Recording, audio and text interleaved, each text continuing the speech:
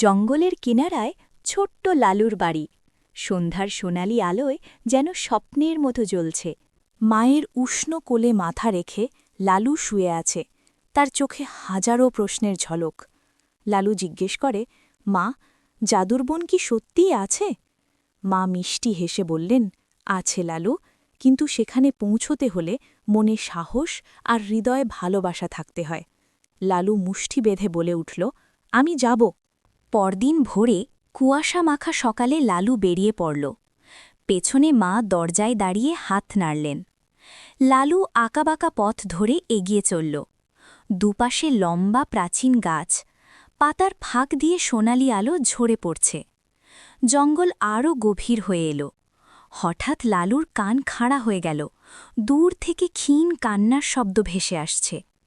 একটি বড় গাছের গোড়ায় ছোট্ট খরগোশ বসে কাঁদছে। লালু সামনে এসে হাঁটু গেড়ে বসল। কি হয়েছে তোমার?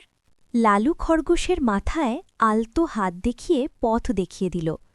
ভালোবাসার ছোট্ট একটি কাজ, আর খরগোশের মুখে ফুটে উঠল হাসি।